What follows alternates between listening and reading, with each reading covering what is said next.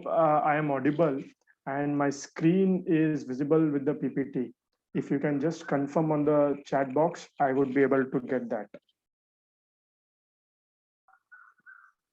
Perfect. Yeah. Okay. So time of supply. Now we have learned overview of GST. We have also learned what is the levy. When GST will be levied, कब GST लगेगा, कब GST नहीं लगेगा. जो basic foundation of GST है, levy and supply we have covered. Levy under forward charge is different, levy under reverse charge is different. So किस scenarios में levy होती है ये भी हमने समझ लिया है. Now today's topic is again another very important topic जिसको हम बोलते हैं time of supply and invoicing. Both are connected provisions, so that's why we thought कि हम ये दोनों को साथ में ले लें, because both are very much interrelated and connected provisions in the law. तो टाइम ऑफ सप्लाई का रिलेवेंस इसीलिए इतना ज्यादा बढ़ जाता है बिकॉज अगर आपको पता चल गया हाँ लेवी तो है टैक्स की, but it is important to know when to pay the tax. When to pay the tax.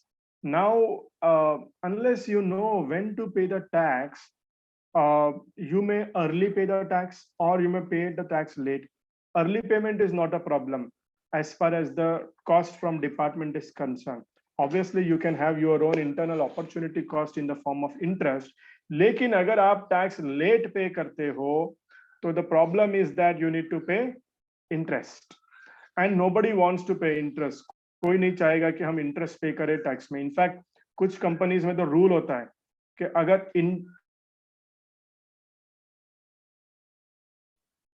In fact कुछ कंपनीज में तो रूल्स होता है कि टैक्स भले ही आप कितना भी पे करो बराबर से आप टैक्स पे करो, लेकिन अगर ₹1 का भी इंटरेस्ट पे किया तो it will not be acceptable because interest is something that pinches anybody. तो that is where the relevance of time of supply comes into picture. Okay, we make sure that our client does not delay the payment of tax so that ये interest के implication नहीं आना चाहिए.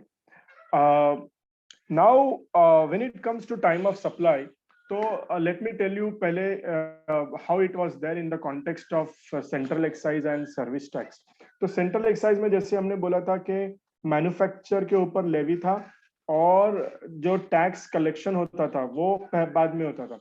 In fact if I go back to the much older days, तो पहले कैसे होता था सेंट्रल एक्साइज में एक एक कंसाइनमेंट जैसे जैसे आप फैक्ट्री के बाहर निकाल रहे हो आपको एक्साइज ड्यूटी पे करनी होती थी. लेकिन बाद में उन्होंने बोला कि चलो ठीक है हम पूरा मंथ का एक साथ आप टैक्स पे कर दीजिए. Now let me tell you there are 3 different concepts. One is levy, one is liability to pay and one is actual payment. 3 अलग अलग चीजें हैं. Levy, liability to pay and payment. Levy, liability to pay and collection, ये 3 अलग अलग चीजें हैं. तो लेवी क्या है? लेवी मीन्स वो इवेंट जहां पर ये फिक्स हो गया कि भाई अब टैक्स तो लगेगा. वो इवेंट हो गया तो अब ये फिक्स हो गया कि हाँ भाई अब टैक्स तो लगेगा. यानी वो इवेंट अपने जीएसटी में क्या है? सप्लाई. ठीक है ना. उसके बाद में आती है liability. Liability means that event जिस दिन आपकी टैक्स लायबिलिटी अक्रू हो गई, यानी अब आपको टैक्स पे करना ही है गवर्नमेंट को. I mean that is called as time of supply. जो टाइम ऑफ सप्लाई वो लायबिलिटी टू पे है. लेवी अलग है, लायबिलिटी टू. तो ऐसे हो सकता है कि लेवी अट्रैक्ट हो गया बट लायबिलिटी टू पे अभी तक आया नहीं. लायबिलिटी टू पे जो है बाद में आएगा, जो कि टाइम ऑफ सप्लाई प्रोविजंस बताते हैं. और कलेक्शन अलग हो गया. गवर्नमेंट क्या करती है? गवर्नमेंट ऐसे नहीं बोलती है कि आप जैसे जैसे इनवॉइस रेस कर रहे हो वैसे वैसे आप हमको रोज का रोज टैक्स जमा कर दिया करो. ऐसे नहीं होता ना कि हमने जैसे मतलब आज 10 इनवॉइस रेस किया and immediately we will deposit the tax to the government for today. So what government is saying that you don't give us tax on a daily basis, you give it on a monthly basis. Correct na? So tax is to be paid on a monthly basis, which is a collection mechanism. Just for month of April, we will pay on May 20th. For month of May, we will pay on June 20th. तो for the purpose of administrative convenience government can defer the collection of taxes. Now ये जो time of supply का जो फंडा है, ये service tax regime में शुरू हुआ था 2011 में. तो उसके पहले कैसा था कि जब आप सर्विस सप्लाई कर रहे हो तब आपको कोई टैक्स पे करने की नीड नहीं थी.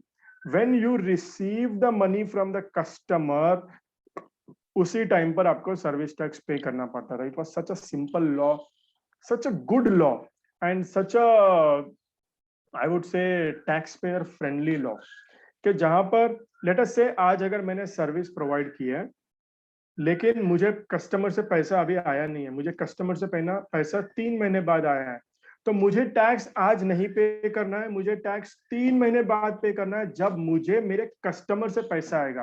तो government was so fair. Government ने बोला आपको जब कस्टमर से आपको पैसा नहीं है तो हम कैसे टैक्स कलेक्ट करें. तो it was very fair provision. ये था up to 2011. Now I don't know what happened in 2011. Suddenly they change their tax. Now government started realizing, और ये एक सबसे बड़ी प्रॉब्लम होती है, you know, when you overdo something, then it becomes a problem, then it becomes your habit, then you don't want to change those bad habits. 2011 में there is something called point of taxation rules लेकर आए थे. Point of taxation rules ने क्या बोला कि भाई हम आप कस्टमर से पैसा कब तक कलेक्ट करेंगे तब तक हम वेट नहीं करेंगे. आप हमको तो आज ही पैसा टैक्स दे दो, आप कस्टमर से लेते रहो बाद में. विच मीन्स अगर आपने आज सप्लाई किया है तो आज आप हमारा आपकी लायबिलिटी हम एक्रू कर देंगे, आप हमको अगले महीने की 5 तारीख 6 तारीख तक पे कर दीजिए सर्विस टैक्स में, एंड आप कस्टमर से लेते रहिए बाद में पैसा. We don't care, you take it later from the customer. Why should we wait? अगर आपका कस्टमर आपको 2 साल तक अगर पैसा नहीं दे रहे हैं तो व्हाई गवर्नमेंट शुड वेट? तो ये एक थियरी डेवलप हुई सर्विस टैक्स रीजन में. नाउ ठीक है, ये थियरी भी fine, no problem, government wants to collect the money little early, which is also fine. But I have a problem. मेरी प्रॉब्लम यहाँ पर है कि now I want to ask a question.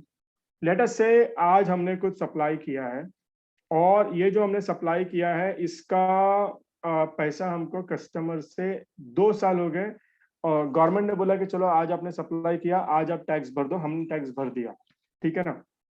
100 rupees plus 18 rupees, 118 rupees हमारे customer को हमने bill race किया, 18 rupees हमने गवर्नमेंट को पे कर दिया. वो 18 रुपीज हमको कस्टमर से अभी तक आया नहीं. अगले 2 साल तक भी आपको वो 18 रुपीज कस्टमर से नहीं आया. 2 साल बाद कस्टमर बोलता है sorry I can not give you money, आप प्लीज इसको बैड डेट्स में डाल दीजिए, ये पैसा मैं नहीं दे पाता हूँ because I don't have the financial capacity to pay. Now my question is whether government will refund you the 18 rupees or whether you can adjust the 18 rupees because you did not receive the money from the customer. Ultimately आपने supply तो किया लेकिन आपको customer से पैसा आया नहीं है. तो क्या आप ये 18 रुपीज एडजस्ट कर पाओगे या इसका रिफंड ले पाओगे गवर्नमेंट से?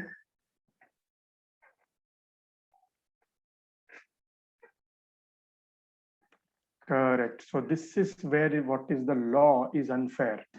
तो इसीलिए इम्पोर्टेंट हो जाता है कि हम कभी भी जब टाइम ऑफ सप्लाई डिटरमाइन करें, वी प्रॉपरली डिटरमाइन, और अगर हमको लगता है कि पैसा नहीं आने वाला है तो उसके रूट कॉज में जाए और उसको जितना पॉसिबल हो सके एडजस्ट कर दे. तो इसके ऊपर भी मैं थोड़ा बाद में आपको बताऊंगा how it is possible to adjust. But as you all have rightly said के 1 minute, I am just noting it down. So but you all have rightly said कि there is no provision in the law में ऐसा कोई provision नहीं है जहां पर आप उसको adjust कर सकते हो. तो only this is the problem. For example, when I look at the UK VAT, is a specific provision. वहां पर एक specific provision है जहां पर बोलते हैं कि जितना आपने कस्टमर से आपने provision of bad debts किया है या जितना bad debts है उतना proportionate taxes आप adjust कर सकते हो. But in Indian law there is no such provision. Now let us look at the principles of time of supply. तो टाइम ऑफ सप्लाई का मतलब ये है कि हमको डिटरमाइन करना है कि कब हमें टैक्स लायबिलिटी हमारी एक्रू हो जाएगी. Correct. Now this is what we'll be learning today, to know the point of time when tax to be charged, uniformity in levy and collection of taxes. So as you all can see the first slide, which is on the time of supply on goods. ना अभी time of supply के जो provisions है ये goods के लिए भी है और सर्विसेज के लिए भी है। Now, firstly, let us look at the time of supply in case of goods. So, as far as time of supply in case of goods are concerned, there are multiple things that we need to note. First is again one of the thing with जब GST law शुरू हुआ था तो government ने क्या बोला कि हमको जो सर्विस टैक्स में प्रोविजन था कि एडवांस और invoice whichever is earlier वो हिसाब से हम पैसा लेंगे, जीएसटी लेंगे। तो same thing they implemented even for goods. तो when the GST law was implemented this was in place, but then there was a huge hue and cry among the manufacturers and traders because ये provision की अगर आप देखो तो historical point of view से VAT और excise duty में कभी ऐसा प्रोविजन नहीं था कि अगर आपको एडवांस आ गया कस्टमर से तो आप टैक्स भरो। तो they were not at all used to this provision, उनके सिस्टम्स रेडी नहीं थे इस प्रोविजन के लिए। तो जैसे 1 जुलाई 2017 को ये प्रोविजन आई थी, इनफैक्ट हमने तो ये भी देखा है कि काफी बड़े बड़े मैन्युफैक्चरर्स ने स्ट्रेट अवे बोल दिया हम ये फॉलो नहीं कर पाएंगे, this is not possible for us to follow, and they started paying GST only on the issue of invoice. तो जब वो इनवॉइस इशू करते थे तभी जीएसटी पे करते थे manufacturers. But from 15th of November government has issued a notification, उन्होंने बोल दिया कि गुड्स के केस में, प्लीज अंडरस्टैंड, गुड्स के केस में टाइम ऑफ सप्लाई अलग है, सर्विसेज के केस में टाइम ऑफ सप्लाई अलग है। फर्स्टली ये बाइफर्केशन नहीं करना चाहिए था बट ठीक है इन्होंने किया। Now in case of goods the time of supply is जब आप इनवॉइस रेस करोगे वही आपका टाइम ऑफ सप्लाई, यानी जिस दिन आप कस्टमर के ऊपर इनवॉइस रेस करोगे वही आपका टाइम ऑफ सप्लाई है, उस दिन आपकी जीएसटी की लायबिलिटी एक्रू हो जाएगी। फॉर एग्जाम्पल अगर मई 11 को हम लोग कस्टमर को इनवॉइस रेस करते हैं तो आज की डेट में मेरी टाइम ऑफ सप्लाई एक्रू हो गई, और जब हम मे की रिटर्न फाइल करेंगे, मे की रिटर्न हम कब फाइल करेंगे, नेक्स्ट मंथ जून 20 तारीख तक, तो जब हम मे की रिटर्न फाइल करेंगे जून में तब हमें इसके ऊपर टैक्स पे करना होगा। तो payment is different, liability is different, levy is different, please understand. Now the question comes is sir when to issue invoice. आपने ये तो बोल दिया कि इनवॉइस जब इशू करोगे तब हमको पे करना है, लेकिन इनवॉइस हमको कब इशू करना है? तो इसके लिए अपने को नेक्स्ट जो टेक्स्ट बॉक्स है उसको हमें रेफर करना होगा। नाउ कोई भी सप्लाई दो टाइप की होती है, supply involving movement of goods, supply not involving movement of goods. For example let us say अगर आप मिस्टर ए मिस्टर बी को मटेरियल सप्लाई कर रहे हैं and the material is going to move from Maharashtra to Haryana और material is going to move from Pune to Bombay. तो when the supply is involving the movement of goods, अभी इसमें तो जिस दिन मूवमेंट शुरू होगा, जिस दिन भी मूवमेंट शुरू होगा, बिफोर द मूवमेंट आपको इनवॉइस रेस कर देना है। You can not raise an invoice after the movement, आपको मूवमेंट के पहले ही इनवॉइस रेस करना है। Luckily in case of goods it is very easy to know when is the movement happening, कब मूवमेंट नहीं हो रहा है, because it is tangible, correct. तो this is the scenario in case where the supply involves movement of goods. Now there is other cases where supply does not involve movement of goods. For example, let us say customer आपकी shop में आता है, customer shop में आके he just picks one mobile phone and he takes that. Then that is a scenario where supply does not involve any movement of goods unless customer wants to move the goods separately. तो उस case में time of supply, the moment you make available the goods to the customer or the recipient or you deliver the goods to the customer, time of supply आपकी attract हो जाती है। तो there are two principles, अगर goods की movement होने वाली है तो जब movement हो रही है उसके पहले आपको invoice generate करना है। अगर goods की movement नहीं होने वाली है तो जब आप customer को delivery करोगे goods तब आपको invoice raise करना है। अभी I would like to ask one question to you. Now let us say एक कॉन्ट्रैक्ट, कुछ ऐसा कॉन्ट्रैक्ट है अपने कस्टमर के साथ में कि आप हमको 100 गुड्स सप्लाई कीजिए साइट पर, हमारी प्रोजेक्ट की साइट है मध्य प्रदेश में, आप पुणे से मध्य प्रदेश 100 गुड्स आप सप्लाई कीजिए, और मध्य प्रदेश में जब साइट पे आप पूरा इंस्टॉल कर दोगे मटेरियल, जब आप पूरा इंस्टॉल कर दोगे तभी हम आपको पेमेंट करेंगे। वो इंस्टॉलेशन होने के बाद में कमीशनिंग करेंगे, हम क्वालिटी चेक करेंगे, और वो सब बराबर हो गया तो ही हम आपको पेमेंट चेक देंगे। हाँ, आप चाहते हो तो जिस दिन आप साइट पर मटेरियल लेकर आते हो, आप 70% तक का इनवॉइस रेस कर सकते हो। बैलेंस 20 और 10% पेमेंट तो हम आपको पूरा क्वालिटी चेक होने के बाद ही देंगे। तो पॉसिबल है। कस्टमर जैसे प्रोजेक्ट वर्क जहां पर भी होता है, कस्टमर क्या बोलता है कि जिस दिन प्रोजेक्ट पर साइट पर मटेरियल आ जाएगा, हम आपको 70% पेमेंट दे देंगे। जिस दिन पूरा आप इंस्टॉलेशन करके कमीशनिंग कर देंगे और आपको 20% मिलेगा। जिस दिन क्वालिटी चेक होकर हम एक्सेप्टेंस ओके बोल देंगे, उस दिन आपको balance 10% we will make the payment. Now the question is, from the time जब आप फैक्ट्री से मटेरियल निकाल रहे हो पुणे से, टिल द टाइम ये एक्चुअल क्वालिटी टेस्ट होंगे, the time lag is 6 months। तो नाउ आपको जो 30% पेमेंट है वो 6 महीने बाद मिलने वाला है। लेकिन अगर हम ये प्रोविजन को पढ़े तो इसमें बोलता है जब supply involves movement of goods, तो आपको तो फुल जीएसटी पे करना है बिफोर द मूवमेंट। तो my question to you all is, in this case जब हम फैक्ट्री से निकाल रहे हैं मटेरियल पुणे से, is it okay we raise a bill only on 70% of the value, या फिर हमको full 100% value pay GST immediately pay करना होगा गवर्नमेंट को?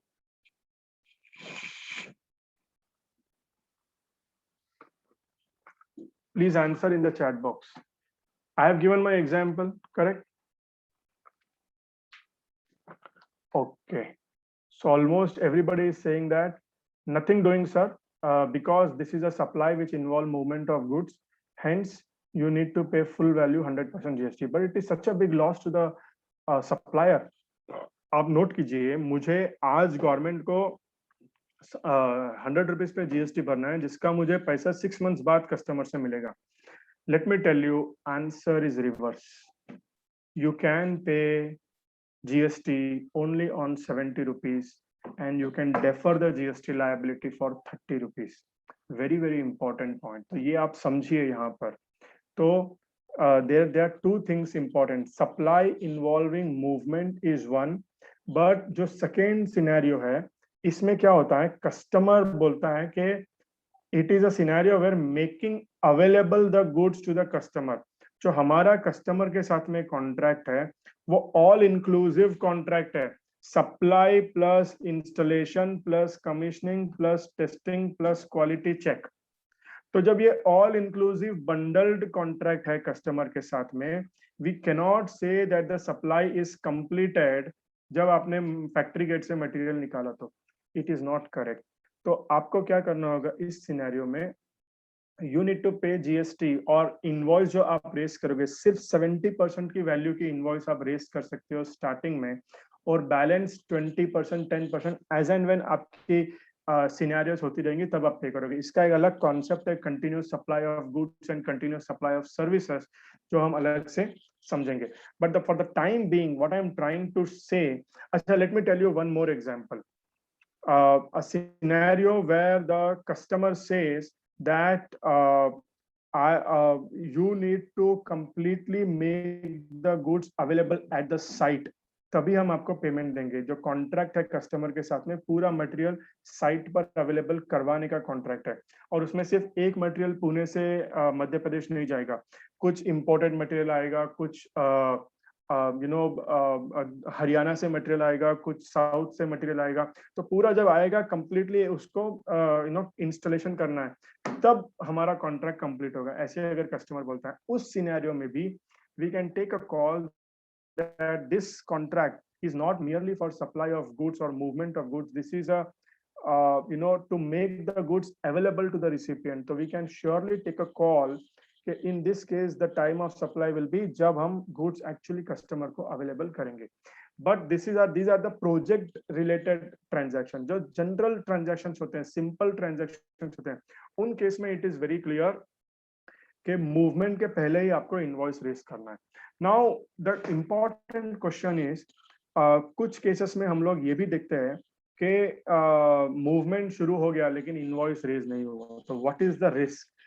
अगर समझ लीजिए मटेरियल ऑलरेडी मूव हो गया और इनवॉइस रेज नहीं हुआ, और अगर ऑन द वे आपके मटेरियल को अगर इवेबल जो स्क्वाड ऑफिसर्स होते हैं अगर उन्होंने पकड़ लिया, देन आप पर चार्जेस लग सकते हैं कि you are doing a clandestine removal of goods. Clandestine removal of goods means आप बिना जीएसटी पे करे आप चोरी कर रहे हो टैक्स की, and this can lead to detention of the goods, seizure of the goods, detention of the vehicle, confiscation of the goods, tax amount आपको पे करनी पड़ेगी equal to tax amount. 200 of tax amount is the penalty. Can you imagine?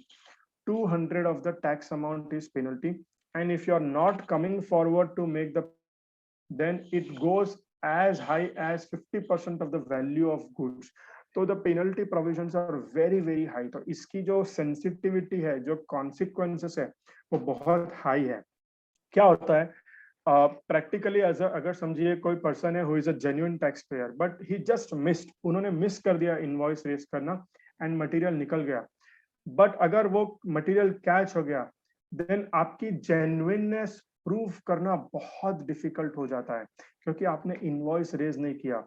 And you know that in the court of law only evidence works, your emotions, your thought process, no, I did not remember, all those things doesn't work. So it is very very important that before the movement of goods the invoice is generated, and obviously e-way bill is also required. I am not going into the e-way bill because it's a separate session altogether. Now there is one more concept, sale on approval basis. तो sale on approval basis क्या होता है कि कभी ऐसे होता है कि जो सप्लायर है वो कस्टमर को सैंपल्स देता है और बोलता है कि आप सिर्फ इसको थोड़े टाइम अपने पास रख के देखिए, अगर आपको जमता है तो आप लीजिए, अगर आपको नहीं जमता है तो आप रिटर्न कर दीजिए। This is called as sale on approval और return basis. Now, let us say in a jewelry industry, where a jeweler goes to the particular business and he says, you see this jewelry and you just keep it in your stock. अगर आपको आगे customer मिलता है तो आप बेचिए, अगर आपको कस्टमर नहीं मिलता है तो आप मुझे रिटर्न कर दीजिए, कोई प्रॉब्लम नहीं है।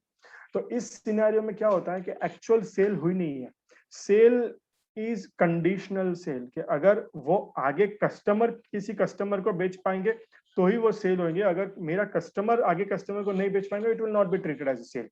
तो in that scenario what government says कि we will wait for 6 months, हम 6 महीने तक वेट करेंगे, लेकिन अगर 6 महीने में भी आपका कस्टमर आगे नहीं बेच पा रहा है, देन आपको इमीडिएटली इनवॉइस रेज करना होगा। विच मीन्स अगर समझ लीजिए आज आपने सेल किया ऑन अप्रूवल बेसिस, तो आज आपको इनवॉइस रेस करने की नीड नहीं है, हालांकि आपका मूवमेंट हो रहा है, फिर भी आपको इनवॉइस रेस करने की नीड नहीं है।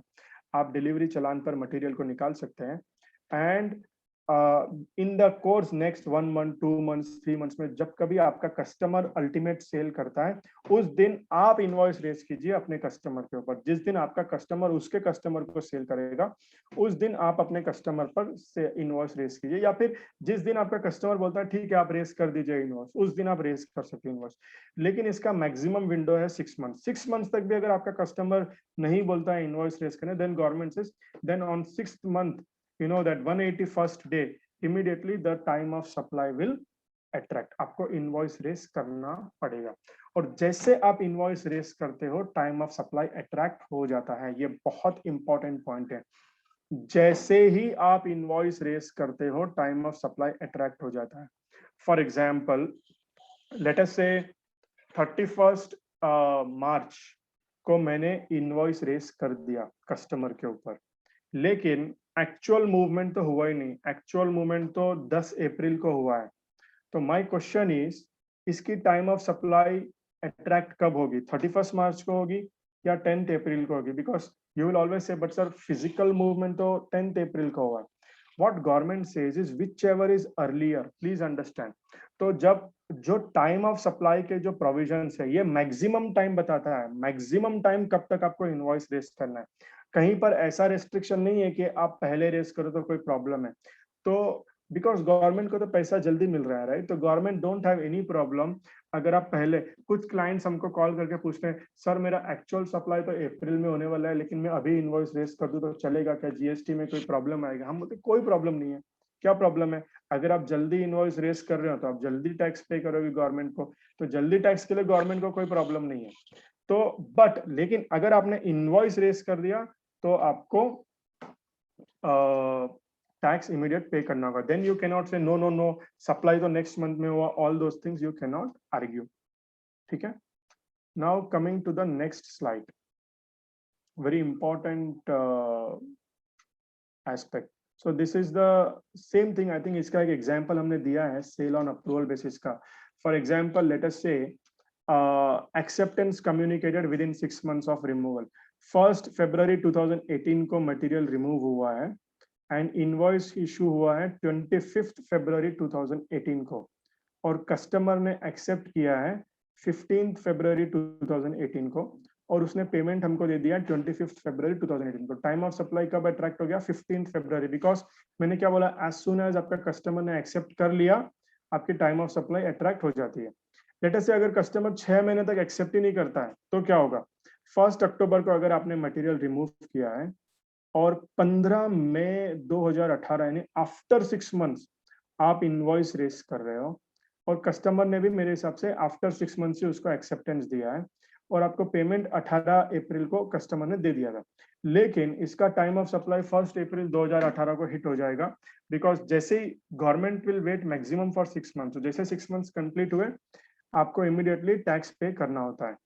तो अगर जिस दिन टाइम ऑफ सप्लाई अट्रैक्ट होता है और उस दिन आप अगर टैक्स पे नहीं करते हो तो आपको इंटरेस्ट का इम्प्लीकेशन आ जाता है। तो ये स्लाइड ऑलरेडी हमने कवर कर लिया है। तो when to issue an invoice, तो इनवॉइसिंग की गाइडलाइंस है कि आपको ये टाइम पर इनवॉइस रेज करना पड़ेगा। तो इन case of goods it is separate, in case of services it is separate. Services का हम लोग नेक्स्ट स्लाइड में जब हम आएंगे तब हम समझेंगे उसके बारे में। बट गुड्स के केस में रिमूवल ऑफ गुड्स के पहले और डिलीवरी और making available the goods to the recipient. फिर एक होता है अगर आप जब रजिस्ट्रेशन लेते हो, नया रजिस्ट्रेशन लेते हो, और आप समझ लीजिए रजिस्ट्रेशन को आते आते टाइम लग रहा है, तो उस दौरान आप अपने इनवॉइसेस रेस कर सकते हो, लेकिन जैसे आप रजिस्ट्रेशन लेते हो आपको इमीडिएटली फिर से रिवाइज इनवॉइस रेस करना पड़ेगा विद इन 30 days। तो ये रिवाइज इनवॉइस वाला कॉन्सेप्ट है। Now comes very important provision. So this was in the context of time of supply on goods. Now we will look at time of supply on services. तो services के लिए provisions अलग है, goods के लिए अलग है। जैसे मैंने बोला गुड्स पे एडवांसेस पे टैक्स नहीं लगता है। Now in case of services, if invoice issued within prescribed time, if invoice not issued within prescribed time. So let me first explain you the provision in case of services. Let us say अगर service supply हो गई आज, अगर service supply हुई है, let us say may assume that this training service, today we are doing this training service. For example, assume that I am going to raise an invoice on all of you for providing this training. Now today the service is completed, so I will be raising an invoice today. तो time of supply आज attract हो गया, लेकिन government क्या बोलती है, services के case में 30 days का गवर्नमेंट ने टाइम दिया है।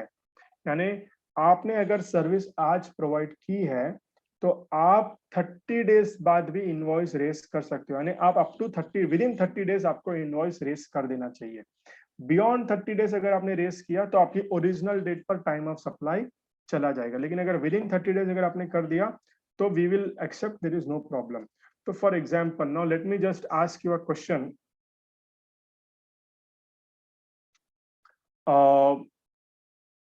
Let us say today the service is supplied, or if I raise an invoice on 10th of May, I raise an invoice on 10th of May, which is within 30 days. Now, when do I need to pay GST for this? Is it on the April return when I am filing, or is it when I am filing the May return in this transaction? Whenever I am filing April return, do I need to pay the GST, or whenever I will file the May return, do I need to pay GST? Perfect. May return. तो service के case में government ने एक advantage दिया है जहां पर 30 days की आपको एडिशनल टाइम दी है। तो जिस दिन भी आपकी सर्विस कंप्लीट हो गई, आपको अपने कस्टमर आपको मेक श्योर करना है कि आप within 30 days invoice raise कर दे।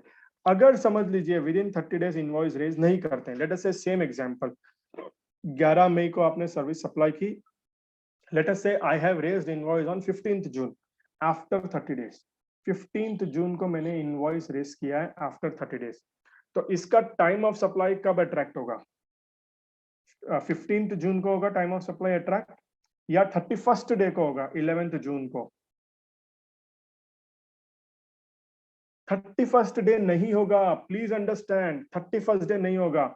अगर आपने 30 डेज के बाद इनवॉइस रेज किया, अगर आपने एक भी दिन डिले कर दिया, तो the time of supply will go to the original date of supply, यानी 10 मई, 11th मई, नॉट 10th जून। तो ये बहुत इंपॉर्टेंट है। If you miss the 30th day timeline, then the time of supply will go to the original date of not the 31st day। आपको फिर वो 30 days का benefit नहीं मिलेगा। तो आपको इंश्योर करना है in case of services that the invoice is raised within 30 days. ये जो 30 डेज का जो टाइम लिमिट है for banking company, insurance company, financial institutions, इन लोगों को ये 30 डेज का time limit instead of 30 days 45 days का टाइम लिमिट गवर्नमेंट ने दिया है, but only for these organisations. Now अभी इस सिनेरियो में जो टाइम ऑफ सप्लाई है, specially in case of services, ये थोड़ा और कॉम्प्लेक्स हो जाता है, because government says earlier of date of payment or invoicing। For example, now let us say on the in the same scenario, I have received, ये जो आज हम ट्रेनिंग ले रहे हैं, अज्यूम आप लोगों ने सभी ने मुझे इसका ऑलरेडी एडवांस में पैसा दे दिया 31st मार्च को। You have already given me money on 31st March for this training service.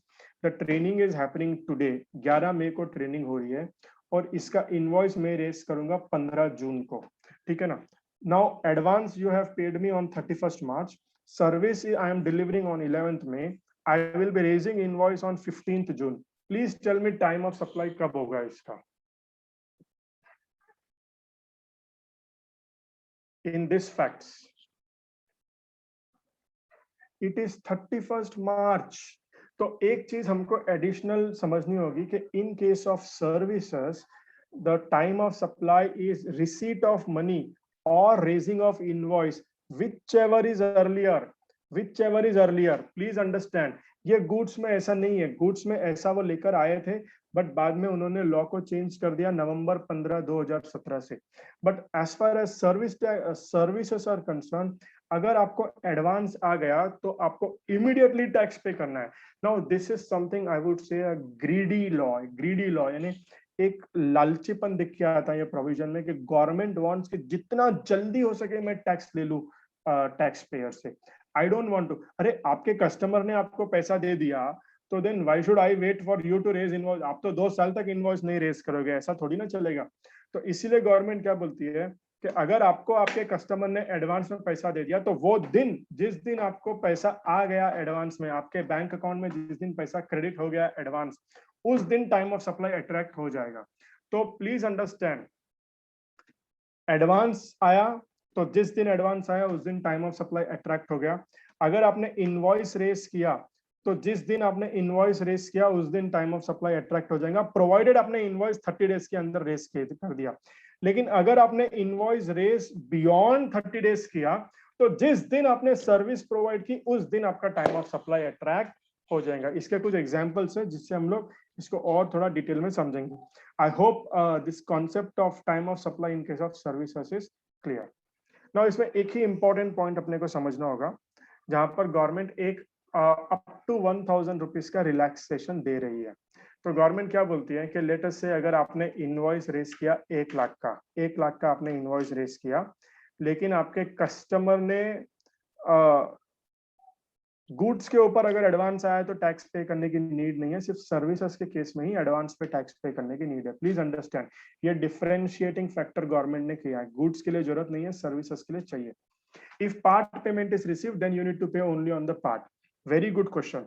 अगर समझ लीजिए हमको सिर्फ let us say the value of service is 1000 rupees, 31 मार्च को मुझे 500 रुपीज आ गए और सर्विस आज प्रोवाइड हुई है और इसका इनवॉइस मैंने अगर समझ लीजिए 5 जून को रेस किया है, तो 500 रुपीज के ऊपर मैं टैक्स 31 मार्च को पे करूंगा और बैलेंस 500 रुपीज को जब 5 जून को जो इनवॉइस रेज होगा उस दिन पे करूंगा। तो पार्ट पेमेंट हुआ तो जितना पार्ट रिसीव हुआ है सिर्फ उसी पे आप जीएसटी पे कीजिएगा।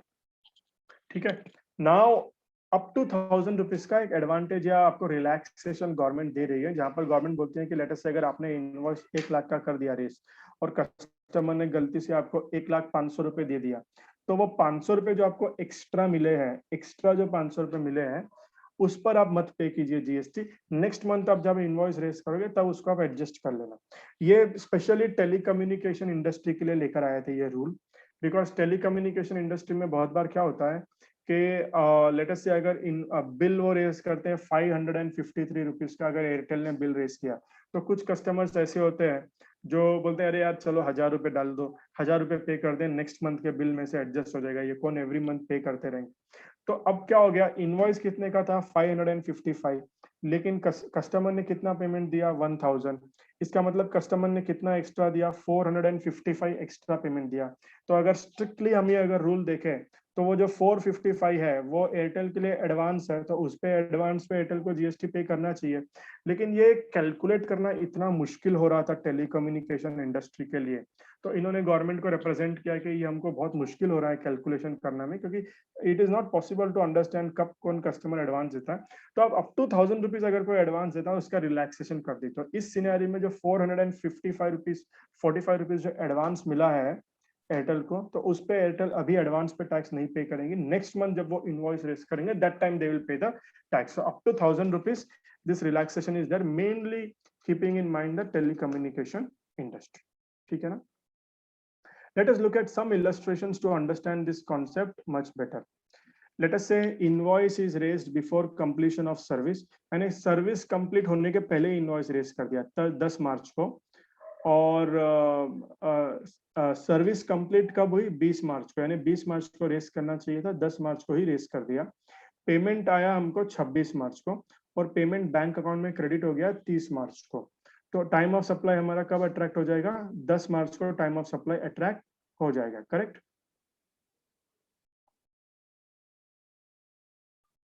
या एक रेसिडुअरी प्रोविजन है जहां पर बोलते हैं कि जिस दिन पेमेंट आया बुक्स में उस दिन हम टाइम ऑफ सप्लाई अट्रैक्ट कर देंगे, by chance if there is no other rule applicable. Next scenario advance receive वाला, अगर समझ लीजिए आपको 30 अप्रैल को एडवांस आ गया और आपने इनवॉइस रेस किया 20 अप्रैल को, आपको पेमेंट आपने बुक्स में एंट्री जो है 10 अप्रैल को ही कर दी थी, लेकिन आपके बैंक अकाउंट में क्रेडिट 30 अप्रैल को हुआ। तो इधर ये बोलते हैं कि अगर आपने बुक्स में एंट्री कर दी तो फिर जिस दिन आपने बुक्स में एंट्री कर दी उस दिन आपका टाइम ऑफ सप्लाई अट्रैक्ट हो जाएगा। दिस इज जनरली ऐसा कोई होता नहीं है कि बुक्स में एंट्री रिसीव की कोई कर दे जब तक वो पेमेंट आया नहीं, तो kind of a hypothetical situation है। But then you should know कि there is one more element that the हम किस दिन बोलेंगे कि पेमेंट आया। पेमेंट आया हम उस दिन बोलेंगे जिस दिन आपके बैंक अकाउंट में क्रेडिट होगा, या फिर जिस दिन आप अपने बुक्स में उसको रिसीव्ड बोलकर दिखा दोगे, तो उस दिन हम मानेंगे कि आपका पेमेंट आ गया। ठीक है ना? बट आइडियली हर कोई अपने बुक्स में जिस दिन बैंक अकाउंट में होता है उसी दिन दिखाता है। ठीक है ना? नेक्स्ट हो गया डिलेड इश्यू ऑफ इनवॉइस। 26 मार्च को आपको इनवॉइस आपने रेस किया, हालांकि आपको रेस करना चाहिए था 20 जून को, और पेमेंट आपको 16 फरवरी को आ गया था, और आपके बैंक अकाउंट में क्रेडिट भी हो गया था पैसा immediately, credit in bank account on 28 April 2018। तो टाइम ऑफ सप्लाई आपकी अट्रैक्ट हो जाती है दिन 16 फरवरी 2018। नहीं sorry, I think in this scenario time of supply will go to 20 January 2018, because आपकी जो सप्लाई थी वो जनवरी की थी, तो दिस इज अ करेक्शन। तो इसमें यहाँ पर you should read this as 20 January.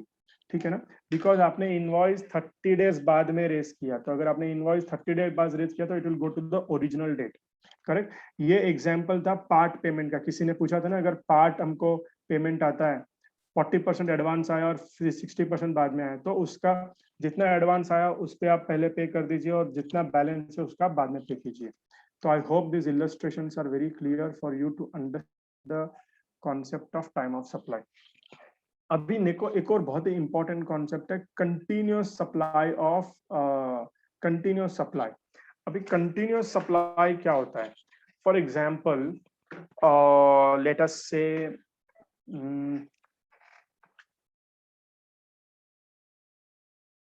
Late us से अभी आपको ये रेंटल सर्विसेज है, आपको रेंटल सर्विसेज पता है, जहां पर लैंडलॉर्ड एक एग्रीमेंट में एंटर होता है फॉर 2 years के आप रेंट पे करोगे फॉर एवरी मंथ। तो रेंटल सर्विसेज है, और ये 2 साल का रेंटल एग्रीमेंट एंटर हो गया between a landlord and the tenant. Now इस पे आप कब आप इसको बोलोगे कि सर्विस कंप्लीट हुई? when you will say that the service is completed, because अगर हम देखें time of supply will attract when the service is completed, but in this case the rental agreement or the contract will enter after will complete after 2 years. So will government wait for 2 years to complete to raise an invoice and to collect the GST? Answer is no. Government says that this is a scenario of a continuous supply of goods or a continuous supply of services. I will take 2 more examples which has come in the chat box. एक और example ऐसा होता है, late us से gas अगर pipeline से जा रहा है, for example gas authority of India limited is supplying the gas through a pipeline on a continuous basis, एकदम पाइपलाइन से जाता है गैस। नाउ ये 24/7 दिस सप्लाई इज हैपनिंग। तो आपको कैसे पता चलेगा कि भाई किस दिन सप्लाई कंप्लीट हुई है? तो कंटिन्यूअसली जा रहा है gas on a daily basis, और the water is continuously flowing through a pipeline.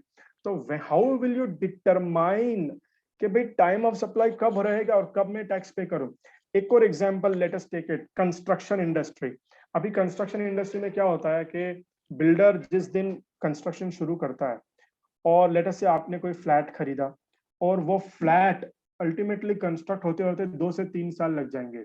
अभी टाइम ऑफ सप्लाई प्रोविजन तो बोलता है जिस दिन आपकी सर्विस कंप्लीट हुई उस दिन अट्रैक्ट होगा। तो किस दिन आप सर्विस को कंप्लीट मानोगे? यानी 3 साल बाद जिस दिन सर्विस कंप्लीट होगी उस दिन अगर आपको टैक्स पे करना है, तो government will say sorry we can not wait for 3 years। हम उतने जितने भी ये कंटिन्यूअस सप्लाई ऑफ गुड्स या कंटिन्यूअस सप्लाई ऑफ सर्विसेज के केस में government says we will not wait till the last, हमको तो टैक्स पहले चाहिए। कंटिन्यूअस सप्लाई आप किसको बोलेंगे? जहां पर भी supply is happening on a continuous basis और recurrent basis for a period exceeding 3 months, for a period exceeding 3 months। अगर 3 महीने से ज्यादा वो कंटिन्यूअसली सप्लाई हो रही है, it means it's a continuous supply. जैसे समझ लीजिए अगर आपके कोई क्लाइंट है, रिटेनर क्लाइंट है, जिनका आप एवरी मंथ बिल रेस करते ही हो, तो एक कंटिन्यूअस सप्लाई सर्विस है। रेंटल के जो है वो एएमसी कॉन्ट्रैक्ट्स है, continuous supply, construction contract continuous supply, pipeline projects continuous supply. तो ऐसे काफी सारे सिनेरियोस होते हैं जो कंटिन्यूअस सप्लाई में आते हैं। Now what government says, what does the law say? Please pay attention. Continuous supply of goods का अलग प्रोविजन है, कंटिन्यूअस सप्लाई ऑफ सर्विसेज का अलग प्रोविजन है। Continuous supply of goods, in case of continuous supply of goods where successive statements of accounts payments are involved, invoice shall be issued before or at the time of each such statement or payment।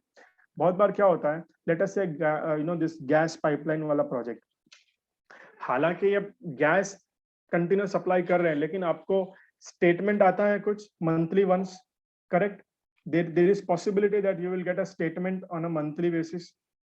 तो जो भी statement आपको मिलता है कि भाई मैंने इतना लीटर गैस सप्लाई कर दिया, इतना टन्स ऑफ मटेरियल मैंने सप्लाई कर दिया है, इतनी मैंने सर्विस आपको डिलीवर कर दिया है, तो आपको कुछ स्टेटमेंट आता है, सक्सेसिव स्टेटमेंट, कि आप मुझे पेमेंट दे दो, इतने का आप मुझे पेमेंट दे दो। तो ये सक्सेसिव स्टेटमेंट जब भी आएगा वो बेसिस पर टाइम ऑफ सप्लाई रहेगा। अभी ये सक्सेसिव स्टेटमेंट मंथली आएगा तो मंथली रहेगा tax of time of supply, अगर बाई मंथली आएगा तो बाई मंथली रहेगा, अगर 2 months है तो 2 months, 1 quarter, 1 year, 5 years, doesn't matter। But what is important is the supplier, वो जो आपको स्टेटमेंट दे रहा है, पेमेंट मांगने के लिए जो स्टेटमेंट दे रहा है, वो क्या पीरियोडिसिटी में सप्लायर दे रहा है, वो हिसाब से टाइम ऑफ सप्लाई अट्रैक्ट होगा। Next is a time of supply of services. अभी time of supply of services में क्या बोलते हैं कि if the due date of payment is ascertainable from a contract, if the due date of payment is not ascertainable from a contract, ये दो चीजों पर आप फोकस कीजिए पहले। due date of payment is ascertainable from a contract, due date of payment is not ascertainable from a contract. Let us say I'm having a contract with one college for manpower supply. तो college बोलते हैं कि आप हमको man power supply करो, हमको 50 people आप supply करो और आप हमको मंथली बिलिंग करो, हम आपको मंथली पेमेंट दे देंगे। तो इन दिस सिनेरियो हमारे कॉन्ट्रैक्ट में हमने क्या एग्री किया, हमने कॉन्ट्रैक्ट में एग्री किया payment on a monthly basis. तो due date of payment ascertainable है या नहीं है कॉन्ट्रैक्ट से? It is very clearly ascertainable. अगर कोई कॉन्ट्रैक्ट देखेगा तो उसको क्लियरली पता चल जाएगा कि ये ड्यू डेट ऑफ पेमेंट जो है मंथली है।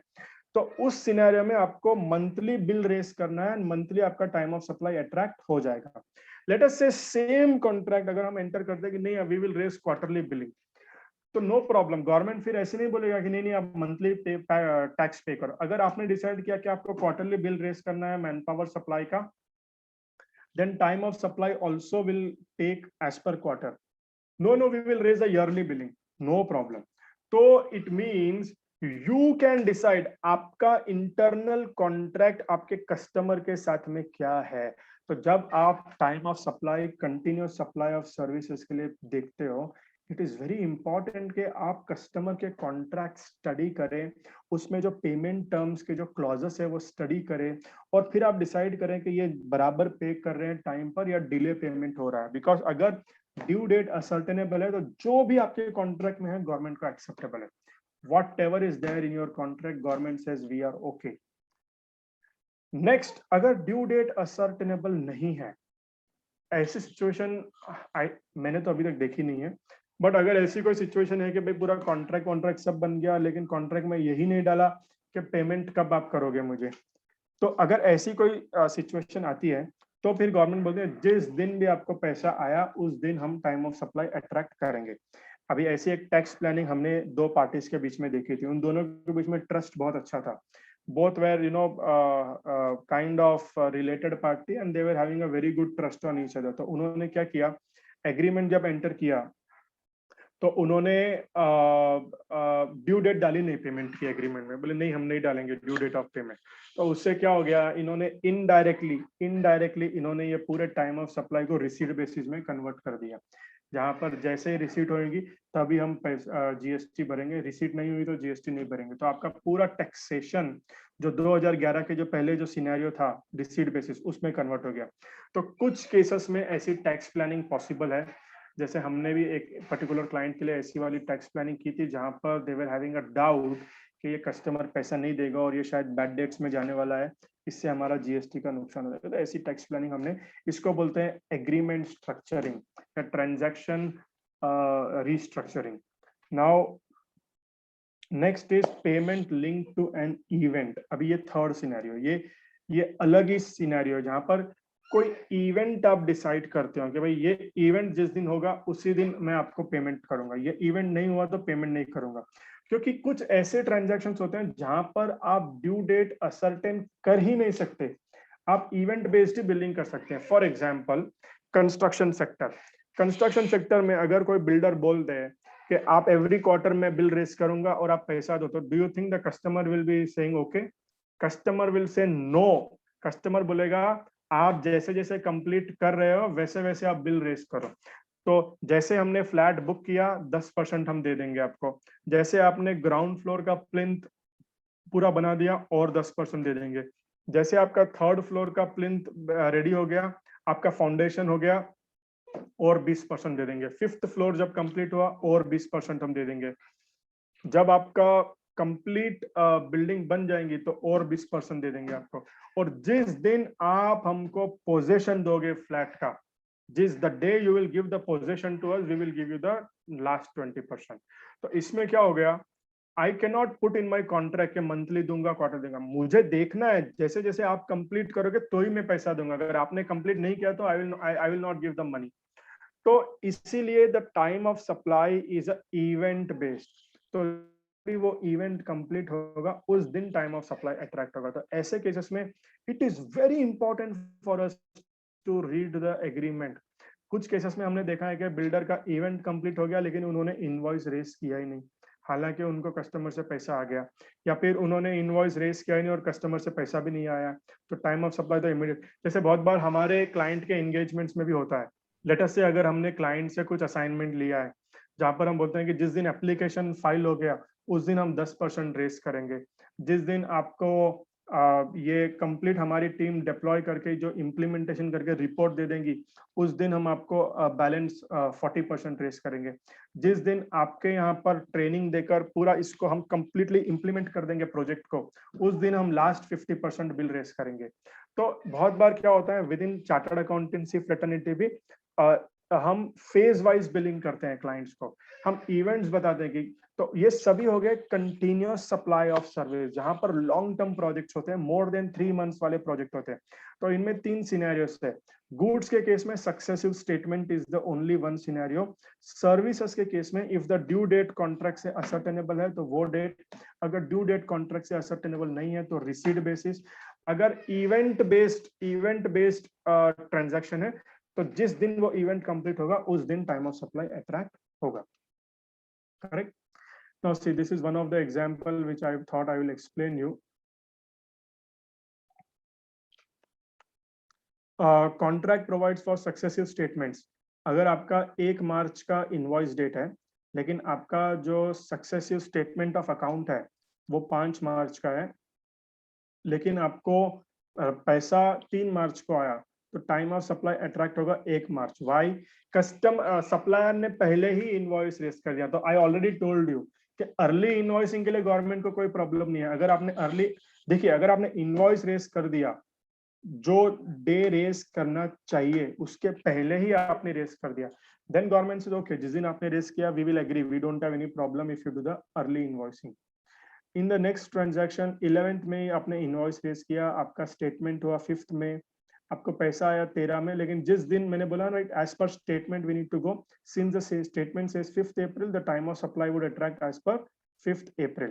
Next is invoice date is 8th April, statement date is 5th April, लेकिन early payment has come, the payment has come in advance. तो जैसे एडवांस हुआ whichever is earlier, so since the payment has come 1st April the time of supply will get attracted. Similarly, this is in the case of continuous supply of service. I'll not repeat this because this is a very self-explanatory example. I hope this concept is clear to all. If the concept is not clear, then I will go into the example. Let me know if the concept is not clear. Otherwise, I'm hoping that the concept of continuous supply of service is clear. Now let us look at the reverse charge transaction. अभी ये जितना भी हमने discuss किया है अभी तक ये फॉरवर्ड चार्ज के लिए है। रिवर्स चार्ज के लिए the law is little different. अभी रिवर्स चार्ज में 2 सिनेरियोस डेवलप होते हैं, reverse charge in case of goods and reverse charge in case of services. तो इधर भी लॉ क्या बोलता है कि जिस दिन आपको एक्चुअल आपने पेमेंट किया सप्लायर को, या जिस दिन आपको इनवॉइस आया सप्लायर का, विच एवर इज अर्लियर, आपको वो हिसाब से टाइम ऑफ सप्लाई अट्रैक्ट होगा। I will go to the next slide जहां पर थोड़ा और डिटेल में हमने दिया है। फॉर एग्जांपल जो ऊपर के जो 2 रोज है वो गुड्स के रिलेटेड है। So if you see date of receipt of goods, जिस दिन आपको गुड्स आए, या फिर date on which payment is entered in the books of accounts of recipient debited to the recipient's bank account. तो whichever is earlier, यानी जिस दिन आपको सप्लायर से आपको गुड्स आए, let's say in case of goods reverse charge is applicable on raw cotton. तो अगर आपको रॉ कॉटन आ गया और आपने उसका पैसा दे दिया, तो जिस दिन आपको रॉ कॉटन आया और जिस दिन आपने पैसा दिया, विच एवर इज अर्लियर आपको टाइम ऑफ सप्लाई आपका अट्रैक्ट हो जाता है। अभी इसमें एक पॉइंट आपको समझना चाहिए कि गवर्नमेंट ने गुड्स के केस में 31 डेज का time, same provision is also applicable for services. अगर आपने सर्विसेज ली है और आपने पेमेंट किया है सर्विसेज का, तो विच एवर इज अर्लियर आपका टाइम ऑफ सप्लाई अट्रैक्ट हो जाता है। लेकिन इधर एक इंपॉर्टेंट पॉइंट है जो काफी बार लोग मिस कर देते हैं कि गुड्स के केस में इनवॉइस रेस करने के लिए, यानी कि जो टाइम ऑफ सप्लाई अट्रैक्ट होने के लिए, लेट अस से आपको मटेरियल आ गया कस्टमर से, सॉरी सप्लायर से आपको मटेरियल आ गया 11th मई को, और उसने इनवॉइस भी रेस कर दिया 11th मई को, लेकिन आपने अभी तक पेमेंट नहीं किया है, ठीक है। आपने payment after 3 months you will make the payment, तो टाइम ऑफ सप्लाई 11th मई को अट्रैक्ट नहीं होगा। जैसे अगर हम फॉरवर्ड चार्ज में हमने देखा है कि जैसे मटेरियल मूव होता है टाइम ऑफ सप्लाई अट्रैक्ट हो जाता है। रिवर्स चार्ज में उन्होंने 31 डेज का टाइम दिया है गुड्स के लिए भी, प्लीज अंडरस्टैंड 30 डेज का टाइम दिया है गुड्स के लिए, तो 31st day time of supply attract होता है। और सर्विसेज के केस में 60 डेज का टाइमलाइन दिया है, तो 61st day time of supply attract होता है। यानी 11th मई को अगर समझ लो आपने एडवोकेट की सर्विस ली, 11th मई को आपने एडवोकेट की सर्विस ली है, और समझ लीजिए बिल भी आपके पास आ गया और एडवोकेट ने सर्विस भी आपको दे दी, लेकिन इसका टाइम ऑफ सप्लाई कब अट्रैक्ट होगा? 61st डे को, अगर आपने उसका पेमेंट नहीं किया है, 61st day from the date of issue of invoice, यानी 11th May means 11th June and 12th July. 12th जुलाई को आपको ये लायबिलिटी पे करनी है। हम बहुत बार देखते हैं कि लोग जल्दी पे कर देते हैं इस पे रिवर्स चार्ज में लायबिलिटी, ठीक है, उसमें कोई प्रॉब्लम नहीं है, लेकिन जहां पर आपने लेट पे किया, लेट अस से आपने भूल गया पे करना reverse charge, you missed paying, और फिर आप इंटरेस्ट कैलकुलेट कर रहे हो नेक्स्ट पीरियड में, तो ये 61 डेज का बेनिफिट लीजिए at the time of calculating interest. Please understand, what we see is that many times client calculate interest from the original invoice date, they don't consider this 60 days benefit. Let me tell you, if you look at this 60 days, it can lead to a big reduction in the interest cost. So this is very, very important. In case of reverse charge, in case of goods, 30 days का benefit है. In case of services, 60 days का additional benefit है for time of supply. Rest all remains the same. I am not going into the examples. Okay, now time of supply of vouchers. Vouchers is also very, very important. तो अभी voucher क्या होता है? जैसे समझिए आप जाते हो, you go to any shopping mall and there they give you a particular voucher. Okay, you please take this voucher of 1000 rupees. You are eligible for the voucher, and you can purchase anything worth 1000 rupees later on. So now my question is, let us say I am a shopping mall supplier. तो मैंने तो voucher दे दिया customer को, correct, और customer को मैंने voucher दे दिया और मुझे 1000 रुपीज कस्टमर ने इमीडिएटली दे दिया against that voucher.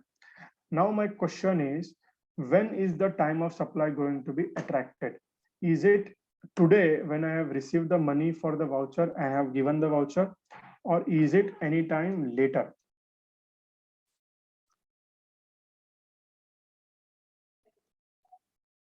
Perfect, yes. तो अभी इसको हमको, we cannot answer the query like this, we need to understand what is this voucher for. If the supply is identifiable at the time of issue of voucher or not, need to understand. Let us say अगर voucher में ऐसे clearly लिखा होता है कि against this voucher you can purchase a jewellery worth 1000 rupees, assume ये voucher के against आप 1000 की jewelleries, only jewelleries you can purchase. तो जिस दिन आपने वाउचर किया उस दिन आपकी टाइम ऑफ सप्लाई अट्रैक्ट हो जाएगी। लेकिन अगर आप वाउचर में लिखते हो कि आप कुछ भी ले लीजिए, ये शॉपिंग मॉल में जितना भी आप ले लीजिए, तो you at the time of, so what is important is at the time of issue of voucher, whether you are able to identify the supply or you are not able to identify the supply. If you are able to identify the supply at the time of issue of voucher, then उसी दिन time of supply आपका attract हो जाएगा। लेकिन अगर आप identify नहीं कर पा रहे हो at the time of issue of voucher, तो आपका टाइम ऑफ सप्लाई जिस दिन वो वाउचर कस्टमर रिडीम करेगा, आकर बोलेगा चलो आज आपने दे दिया मुझे 1000 रुपए का वाउचर, मैं अगले 6 महीने बाद I will come to the shopping mall and I will redeem the voucher. On the day of redemption, the time of supply will attract. This is very, very, very important aspect that you must note. जैसे हमारा एक client था, jewellery client, तो उन्होंने उसमें क्या किया, voucher वो इशू करते थे और वो टैक्स नहीं पे कर रहे थे, बट हमने जब पीछे वाउचर के पीछे उनकी टर्म्स, तो उसमें लिखा था कि भाई आप हमारी शॉप से आकर कोई भी ज्वेलरी आप ले सकते हो, but then it was very clear that they can customer can take only jewellery, he can not take anything else. So in that scenario, the time of supply will attract immediately because they have clearly mentioned that the supply is very clearly identifiable. Let us say अगर वो कुछ नहीं लिखते थे और बोलते थे कि whatever is there in the shop, anything you can purchase from our shop. In that scenario, time of supply defer हो जाता है redemption के लिए. तो जहां पर भी कस्टमर वाउचर्स इशू कर रहे हैं, हमको वो वाउचर के पीछे के जो टर्म्स एंड कंडीशंस है वो पूरे प्रॉपरली पढ़ने पड़ेंगे टू सी के अपना क्लाइंट जो टाइम ऑफ सप्लाई कर रहे हैं वो बराबर है या गलत है. What if the voucher is not redeemed? Then if the voucher is not redeemed, in my view there is no supply. In fact अगर आपने कुछ टैक्स पे किया है तो आप उसका रिफंड भी गवर्नमेंट से मांग सकते हो या फिर उसको आप एडजस्ट भी कर सकते हो if the voucher is not redeemed by the customer. ठीक है. Now see, these are the examples. Let us look at the example. Voucher is issued to a recipient after a supply of service or specific goods for the same service valid for 1 year. अगर समझ लीजिए हमने कुछ service दी और उसके लिए हमने voucher दिया, वाउचर में हमने क्लियरली बोला किस सर्विस के अगेंस्ट से वाउचर है या फिर हमने कौन से गुड्स आप वाउचर से ले पाओगे. तो आपने फर्स्ट सर्विस कब डिलीवर की? 1 नवंबर को. वाउचर कब इशू किया? सेम डे जिस दिन सर्विस दी उसी दिन वाउचर भी दे दिया. कस्टमर ने रिडीम कब किया वाउचर को? 14 दिसंबर 2017. लेकिन लास्ट डेट ऑफ एक्सेप्टेंस कब है? 31 अक्टूबर 2018, क्योंकि it is valid for 1 year. But then the supply जो कस्टमर ले पाएगा वाउचर से वो बहुत क्लियरली आइडेंटिफाइबल है, इसीलिए टाइम ऑफ सप्लाई इमीडिएटली 1 नवंबर 2017 को अट्रैक्ट हो जाएगा on the day of issue of voucher. Same example, next example, जहां पर समझ लीजिए आप कोई रेफ्रिजरेटर लेते हो. आपने रेफ्रिजरेटर लिया, जिस दिन रेफ्रिजरेटर की आपके घर पर डिलीवरी हुई आपको एक वाउचर दिया कि ये आप वाउचर लीजिए, इससे आप हमारी सर्विसिंग आप ले सकते हो अगले 1 साल तक, या फिर आप हमारे रेफ्रिजरेटर के जो इंपॉर्टेंट पार्ट्स है, स्पेसिफिक पार्ट्स आप ले सकते हो. तो आपको इस केस में जो आप वो वाउचर से रिडीम कर सकते हो वो बहुत क्लियरली आइडेंटिफाइबल है. अगर वो क्लियरली आइडेंटिफाइबल है तो जिस दिन वाउचर इशू हुआ उसी दिन टाइम ऑफ सप्लाई अट्रैक्ट हो जाएगा. लेकिन अगर वो क्लियरली आइडेंटिफाइबल नहीं है तो आप उसको डेफर कर सकते हो. In this example it is very clearly identifiable, इसीलिए 1 नवंबर 2017 को ही टाइम ऑफ सप्लाई अट्रैक्ट हो जाएगा. अभी ये जो एग्जांपल है इसमें आप देखिए कि it is not clearly identifiable. इनमें लिखा कि अक्रॉस इंडिया हमारे जो भी सर्विस आउटलेट्स है, आप वहां से कहीं से भी कुछ भी आप लीजिए वाउचर के लिए, तो फिर जिस दिन वाउचर रिडीम हुआ उस दिन टाइम ऑफ सप्लाई अट्रैक्ट होगा. So this is the another example. I hope the concept of voucher is very very clear to all of you. What if voucher is lost? I've already told you, right? If the voucher is lost, if the supply is not attracted on that day, and if it is not redeemed, depend करता है कि time of supply attract हुआ या time of supply attract नहीं हुआ. अगर time of supply attract हो गया then the liability is payable. Time of supply is not attracted then anyway you have not paid the tax. हाँ, लेकिन एक इंपॉर्टेंट पॉइंट है. अगर समझ लीजिए कि आपने स्पेसिफिक बताया कि आप यही गुड्स ले सकते हो और आपकी टाइम ऑफ सप्लाई अट्रैक्ट हो गई उस दिन और आपने टैक्स पे भी कर दिया, लेकिन बाद में कस्टमर आया ही नहीं for taking the goods, in that case in my view एक पॉसिबिलिटी है रिफंड अप्लाई करने की, जहां पर you can say that this actual service, actual supply never taken place and I can apply for refund. ये एक possibility है. I think you can also amend the GST return. Next is value addition. बहुत important concept है ये भी. Let us say if I have supplied some goods to the customer and after supplying the goods, हम हमारे invoice पे एक लिखते हैं कि नीचे टर्म लिखते हैं कि अगर आपने 2 महीने में अगर हमको पेमेंट नहीं दिया तो हम आपको इंटरेस्ट चार्ज करेंगे. फॉर डिले इन पेमेंट हम आपको 10%, 15%, 20% इंटरेस्ट चार्ज करेंगे, या फिर हम आपको पेनल्टी चार्ज करेंगे 1000 रुपया per day, whatever, if you don't make the payment to us within 2 months, 1 month, 3 months, whatever. ऐसे काफी सारे लोगों के इनवॉइस पे नीचे ऐसा लिखा होता है. तो ऐसे सिनेरियो में क्या होता है, प्रैक्टिकली लिखते हैं हर कोई, लेकिन प्रैक्टिकली वो इंटरेस्ट सिर्फ वो धमकाने के लिए लिखते हैं कि भाई हमको ओरिजिनल पेमेंट टाइम पर आ जाए। कोई भी कस्टमर के साथ रिलेशनशिप खराब नहीं करना चाहता है। तो अभी क्या होता है, इसमें एक इशू क्या आ रहा था, और अगर टाइम ऑफ सप्लाई इनवॉइस की डेट होती तो सिचुएशन ऐसी डेवलप हो रही थी कि मैंने लिख दिया कि अगर 15 दिन में पैसा नहीं दिया तो मैं इंटरेस्ट चार्ज करूंगा, तो गवर्नमेंट विल से नाउ यू पे जीएसटी ऑन इंटरेस्ट। भले आपको वो इंटरेस्ट कस्टमर दे या नहीं दे, वी डोंट केयर, बट आपने बोला कि मैं इंटरेस्ट चार्ज करूंगा 15 दिन बाद, अगर आपने पेमेंट नहीं दिया तो आपकी तो सप्लाई तो हो गई कंप्लीट, अक्रू हो गई, इनवॉइस रेस करो 30 डेज के अंदर और जीएसटी भरो।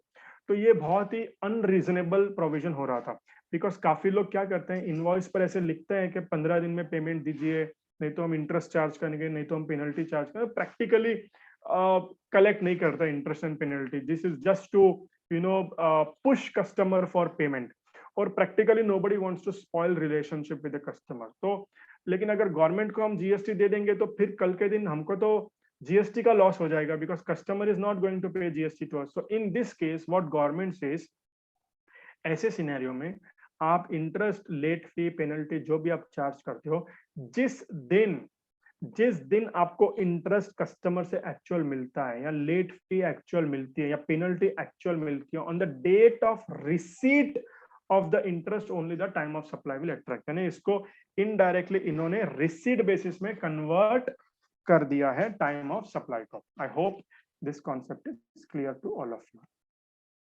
एसोसिएटेड एंटरप्राइज, अभी एसोसिएटेड एंटरप्राइज एक छोटा सा कॉन्सेप्ट है, जहां पर क्या होता है, लेट अस से अगर कोई मेरी एसोसिएटेड एंटरप्राइज है जो कि इंडिया के बाहर है, let me tell you this, ये सिचुएशन सिर्फ इंडिया के बाहर वाली कंट्रीज के लिए ही है। This is not for the domestic transactions, this is only for the cross border transactions. तो let us say if there is one associated enterprise outside India, and for that associated enterprise they have supplied a service to you, so in this case government says that the time of supply will attract immediately when the recipient in India would pass the accounting entry in the books of account। ये बहुत important है, specially जब import of service होती है। कल हमने समझा था कि इंपोर्ट ऑफ सर्विस में रिवर्स चार्ज अप्लीकेबल हो जाता है। तो बहुत बार क्या होता है कि इंडिया में सब्सिडरी कंपनी, उसकी होल्डिंग कंपनी रशिया में, चाइना में या फिर यूएस में या यूके में उनकी होल्डिंग कंपनीज है, जो कि इजीली एसोसिएटेड एंटरप्राइज के डेफिनेशन में फॉल हो जाती है। तो अगर एसोसिएटेड एंटरप्राइज ने बोल दिया कि हम आप पे जो है क्वार्टरली बिलिंग करेंगे, लेकिन अज्यूम उन्होंने बिलिंग ईयरली कर दी, लेकिन इधर जो इंडिया एंटिटी है उन्होंने एग्रीमेंट के बेसिस पर क्वार्टरली उसको बुक्स ऑफ अकाउंट्स में एक्सपेंडिचर को रिकॉग्नाइज कर दिया या फिर प्रोविजन क्रिएट कर दिया। तो इसमें एक व्यू ऐसा आता है कि द मोमेंट इंडियन कंपनी ने बुक्स में एंट्री कर दी कि हमको पेमेंट करना है, पेमेंट नहीं किया, इनवॉइस भी नहीं आया पार्टी से, लेकिन अगर हमने बुक्स ऑफ अकाउंट्स में एंट्री कर दी कि हमको पेमेंट करना है, टाइम ऑफ सप्लाई अट्रैक्ट हो जाता है। बहुत इंपॉर्टेंट है, यहाँ पर लोग गलती करते हैं और यहाँ पर गवर्नमेंट ने काफी बार हमने देखा है कि इंटरेस्ट डिमांड किया है for delay in payment of tax. एक डिस्प्यूटेबल पॉइंट ऐसा है कि कभी कभी हम सिर्फ प्रोविजन एंट्री क्रिएट करते हैं, which is not the actual entry but it is just a provision. In my view, provision entry पे tax liability must not come, but there are few organizations who are very conservative, who do not want to take any risk, वो provision पर भी immediately GST pay कर देते हैं in case of reverse charge from an associated enterprise. Last is a residuary provision, where they say कि अगर ऊपर वाले कोई भी सिनेरियो अगर satisfied नहीं होते हैं due to various reason, तो जिस दिन आप अपने पीरियोडिकल रिटर्न फाइल करोगे उस दिन ही टाइम ऑफ सप्लाई अट्रैक्ट हो जाएगा, या फिर जिस दिन आप टैक्स पे करोगे उस दिन ही time of supply attract, which is very very vaguely drafted, but ठीक है। I think I have not come across this residuary provision till now. तो few important things you must know relating to invoicing. Okay, as far as the invoicing is concerned, invoice is not required to be issued if the value of goods is below 200 rupees। अगर 200 के नीचे value है तो invoice issue करने की कोई need नहीं है आपको। अगर आप कॉम्पोजिशन डीलर हो या फिर आपकी जो गुड्स या सर्विसेज आप सप्लाई कर रहे हो वो एग्जेम्प्ट है, तो आपको इनवॉइस इशू करने की नीड नहीं है. You need to issue a bill of supply. Bill of supply is different from invoice. So if you are doing exempt supplies, then you need to issue a bill of supply. If you are receiving any advance, then you need to issue a receipt voucher. If you are having any services which are liable under reverse charge, or goods which are liable under reverse charge, and the supplier is unregistered person, then you need to raise a self invoice. As a recipient, you need to raise a self invoice.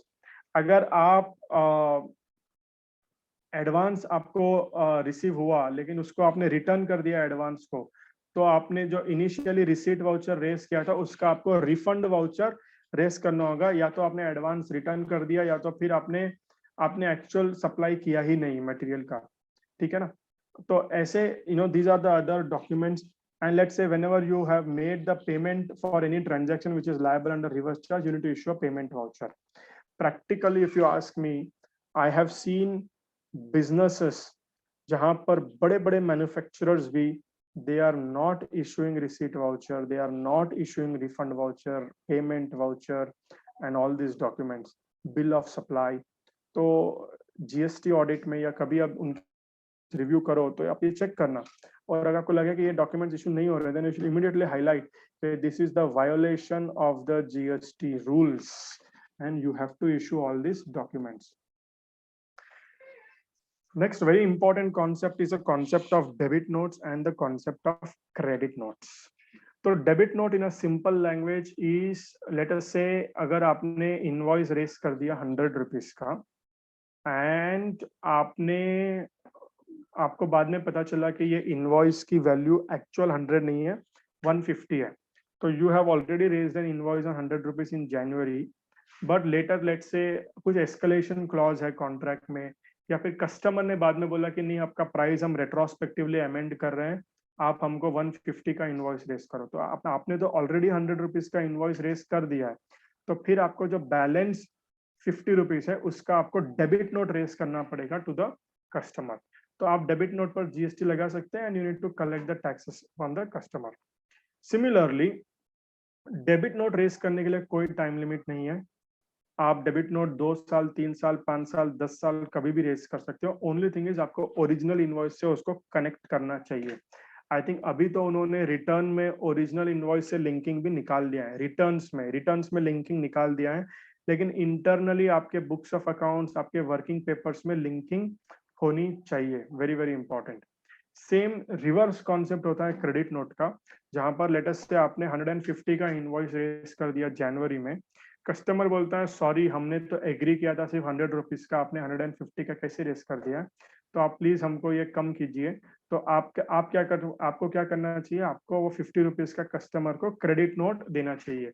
If there is any deficiency in the supply, और if there is any change in the value of supply, तो then you need to raise a credit note. Now 50 rupees का आप customer को credit note दोगे. Here one important point is there is a time limit for issuing a credit note. यहाँ पर हमने देखा है कि काफी बिजनेसेस गलती करते हैं. क्रेडिट नोट इशू करने का टाइम लिमिट है लॉ के अंदर.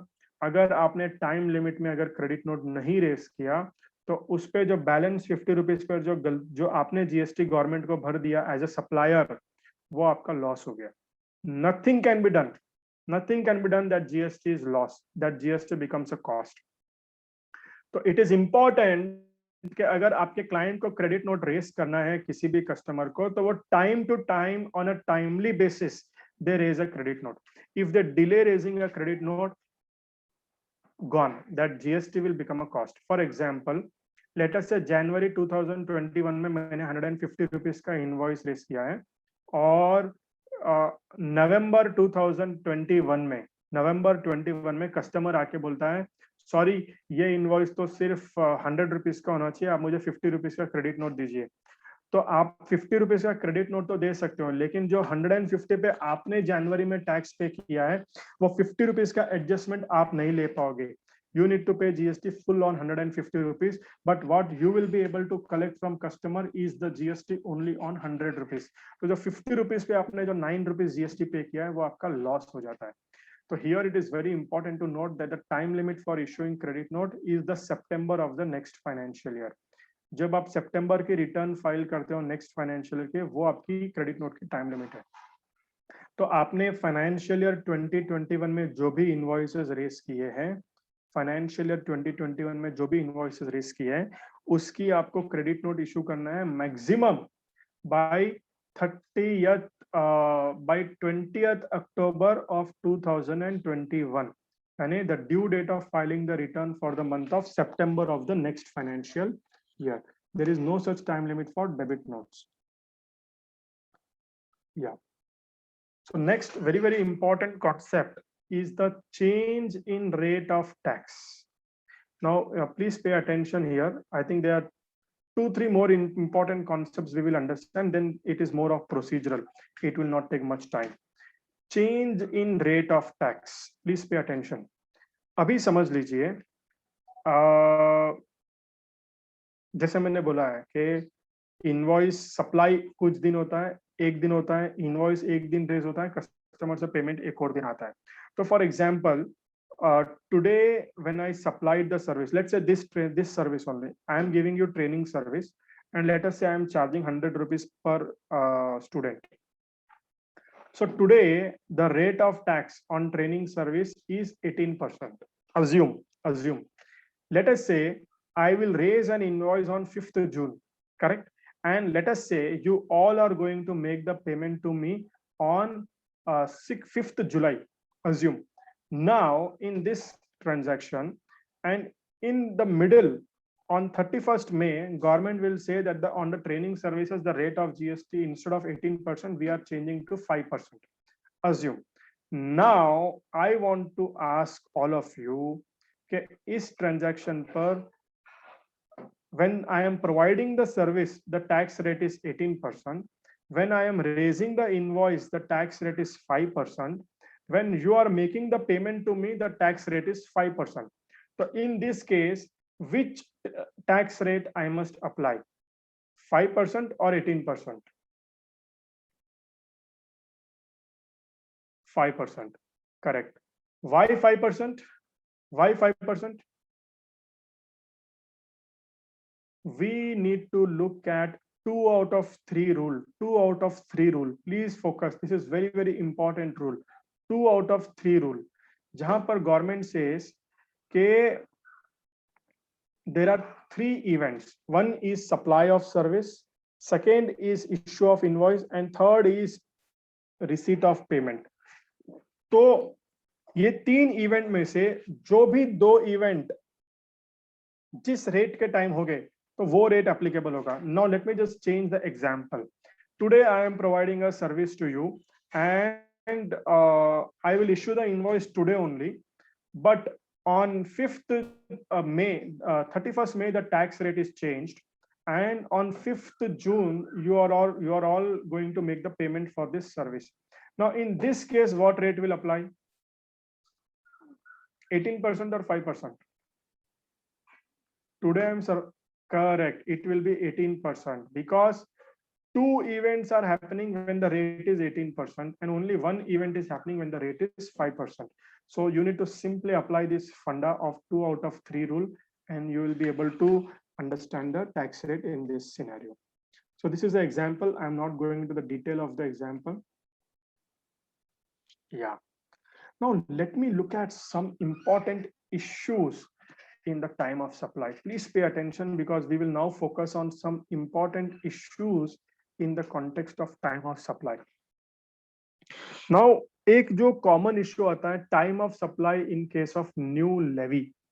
Let us say today government decides that we want to bring GST on petroleum products. Let us say, or today government decides that we want to bring GST on alcoholic liquor for human consumption. Or let us say today there is a particular product which is exempted today, and government says we want to levy a tax. Or let us say government says that we want to bring Krishi Kalyan cess or education cess on GST from today. Now these are not the scenario of change in rate of tax. Please understand. Change in rate of tax कहां पर applicable होता है? जहां पर कोई एक rate already था और नया रेट आया, तो वहां पर change in rate of tax हम बोलेंगे. लेकिन ऐसे प्रोडक्ट जहां पर पहले रेट ही नहीं था और फर्स्ट टाइम लेवी हुआ है उस ट्रांजैक्शन पर, so then how do you determine time of supply? Let us say today government decides that from 11th May petroleum products will be in GST. Now there would be some players who must have received advances already earlier. Then the petrol might have already been supplied. Today they are raising invoice or whatever. So this is a scenario of a new levy. So in case of new levy, the 2 out of 3 rule may not be applicable. We need to see the actual supply of service or the actual supply of goods कब हुआ है, उस basis पर हमको time of supply attract करना पड़ेगा. Unfortunately, in service tax law, there was a specific rule for the new levy. In GST, they did not put any rule. So tomorrow, this is going to be a big time litigation because there is no rule for new levy. They have given for change in rate of tax, but they have missed giving for the new levy. Next very important aspect is inter unit supply of service. जैसे मैंने आपको बोला है deemed supplies, late us say if the supplier is distinct person, as you have already learned that in case of distinct persons GST is applicable, right? But then actually कोई supply होती नहीं है distinct person के transactions में. तो how do I raise invoice? Let us say group company, if a company is supplying some services to its own company in Gujarat, तो उस case में आप क्या बेसिस पर इनवॉइसिंग रेस करोगे? बिकॉज आप एज सच कोई स्पेसिफिक सर्विस तो सप्लाई नहीं कर रहे हो, आप बहुत सारी सर्विसेज बंडल्ड में कॉमनली सप्लाई कर रहे हो. तो how will you determine the time of supply? If somebody can answer, how will you determine the time of supply in case of inter unit supply of service? Same company की दो branches एक दूसरे को service provide कर रही है. Schedule 1 में बोलता है कि ये तो डीम्ड सप्लाई है, इस पे जीएसटी लगेगा. तो material transfer, okay, in case of stock transfer I agree, whenever you remove the material you will pay GST. I am on the cross charge, the scenario of cross charge between the group companies or between two distinct persons, between related persons or between distinct person or between employer and employee. How will you determine time of supply?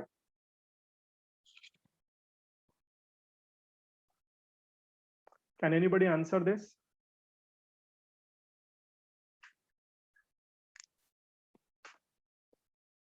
Please understand, this is a scenario of a continuous supply of service. This is a scenario of a complement supply of service, and there is no agreement between the parties. So due date is not ascertainable from the contract. Due date is also not ascertainable because there is no agreement.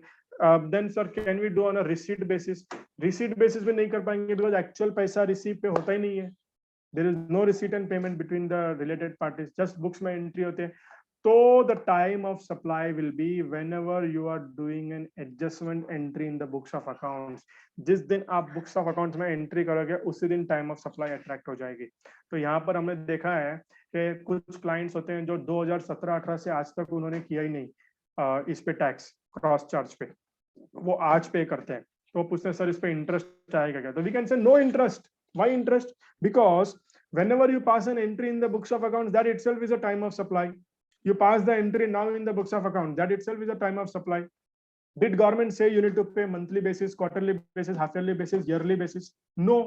Can I pay 3 yearly basis? You can pay 3 yearly basis also. Please understand, this is very, very important.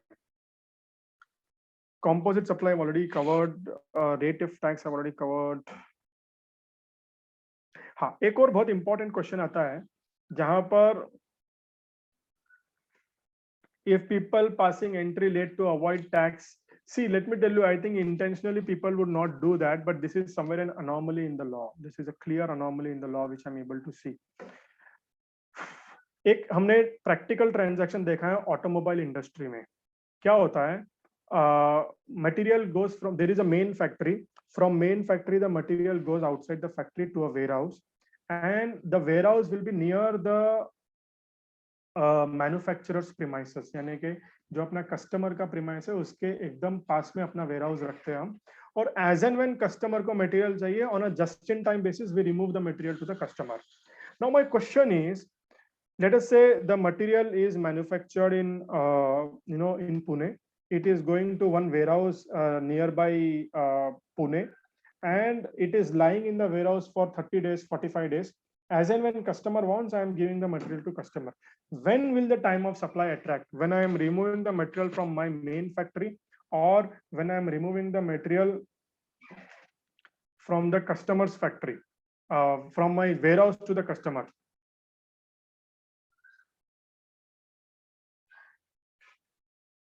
When I'm removing the material from my main factory, or when I'm removing the material from my warehouse to the customer's premises. Ideally from warehouse to the customer's premises, correct. But लोग गलती क्या कर रहे हैं, वो जैसे manufacturing premises से material निकालते हैं, इमीडिएटली इनवॉइस जनरेट करके टैक्स पे कर रहे हैं. तो ऐसा अगर हमारा कोई क्लाइंट करता है तो हमको उनको बताना चाहिए कि सर आप अर्ली पे कर रहे हो GST. Why do you want to pay GST early? Because your customer is going to make the payment only once he receives the material. So when you are removing the material from your manufacturing location to your own warehouse, don't issue tax invoice, issue a delivery challan. When you are issuing from the warehouse to the customer, issue a tax invoice. You are able to save the working capital for your client. Please understand. Similarly कुछ लोग क्या करते हैं, 31st को invoice raise करते हैं. अगर आप 31st को इनवॉइस रेस करें तो अगले मंथ 20 तारीख को आपकी लायबिलिटी अट्रैक्ट हो जाएगी. But the same thing if you raise on 1st of next month, your liability will attract after 50 days, which is such a big credit period that you are getting to pay the taxes. So these are the small tax planning which can help in a big way to the clients. Next very very important concept is wind mill projects. कुछ ऐसे projects होते हैं जहां पर supply of goods भी होती है और सप्लाई ऑफ सर्विसेज भी होती है. तो विंड मिल प्रोजेक्ट्स में गवर्नमेंट ने बोला है कि 70% is toward supply of goods, 30% is toward supply of services. Now in this case, if the customer has made a payment, late us से कस्टमर ने आपको 1 लाख रुपीस दे दिया और अभी एडवांस दिया है कस्टमर ने, तो आप इसको कैसे अपोर्शन करोगे? क्योंकि अगर वो गुड्स के लिए तो उस पर जीएसटी नहीं आएगा, लेकिन अगर वो सर्विसेज के लिए तो उस पर इमीडिएटली जीएसटी आ जाएगा. How will you apportion this advance? तो in this case what government says is that there is no specific provision which the law says. You need to internally determine कि ये एडवांस किसके लिए आया. अगर goods के लिए आया तो उस पर जीएसटी नहीं लगेगा, अगर सर्विसेज के लिए आया तो उस पर जीएसटी लगेगा. तो इसीलिए it is very very important, आप एग्रीमेंट में जो भी एडवांस आपको मिलता है, आप एग्रीमेंट में क्लियरली लिखा दे कि ये एडवांस किसके लिए, गुड्स के लिए है, सर्विस के लिए है, ताकि कल के दिन there is no litigation on this particular point. Very very important aspect. Last point which I would like to tell for today's session is in the context of debit notes. I want everybody to pay attention here. In my view, this is one of the biggest issue in GST, and a big time dispute is going to happen. Let us say I have raised an invoice today. I have supplied some material today on 11th May. I have raised an invoice today. After 6 months, my customer says, and the value of my invoice is 1 lakh rupees. After 6 months, my customer says, Arey Ravi, there is an escalation in price. We have done internal calculation. It is very common. Let me tell you, price escalation clause is very common in automobile industry.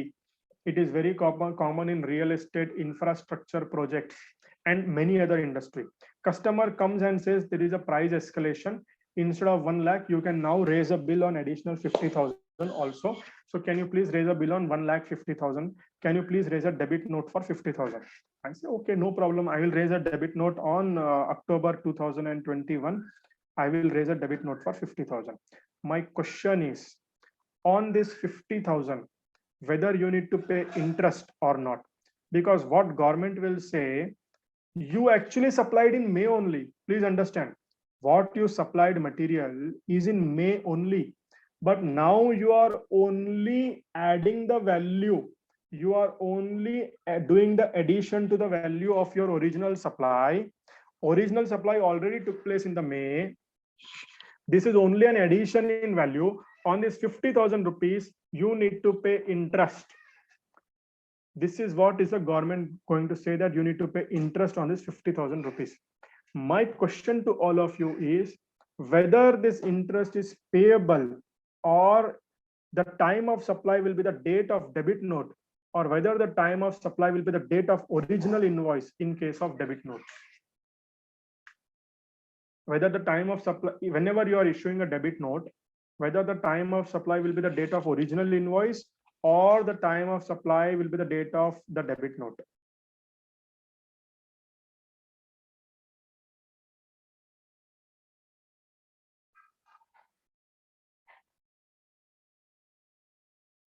You all are saying that time of supply is the date of the debit note, but let me tell you, Supreme Court says reverse.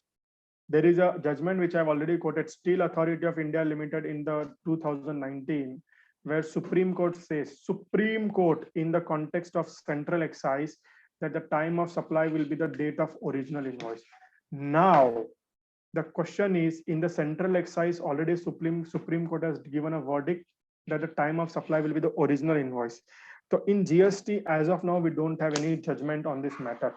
But in my personal view, one difference in the GST law as compared to the excise law is because in section 12 and section 13, there is one explanation where it says that in case of debit note, the time of supply will be considered only to the extent of the debit note will be considered as a time of supply. So because of that explanation, I feel that we will be able to bypass this Supreme Court judgment, but this is a very big area of litigation. Wherever the client is raising a debit note, it could be possible that the time of supply can be the original invoice date. Again, I would say the facts of each case are very, very important to look at to solve this particular anomaly or this particular problem. So with this, we will conclude today's session. There are few more slides in this presentation, but luckily those slides are only relating to the procedural aspects of invoicing, which, anyway, the PPT would be shared with you. So where in the case of invoicing, some procedural aspects, how do you need to take care is what are the scenarios that are covered. And I've also given a flow chart of whatever I have explained in the slide so that it could benefit all of you in the discussion. 1 minute. So I'll just show you. So this is a flow chart in case of supply of goods. This is a flow chart in case of supply of services. So all these are there in the coming slides, and certain what should be the content of invoice and all those things is there in the subsequent slides. Yeah, so perfect. So with this, we conclude today's discussion on time of supply and invoicing. Rajesh Bhai, over to you. We can take some queries.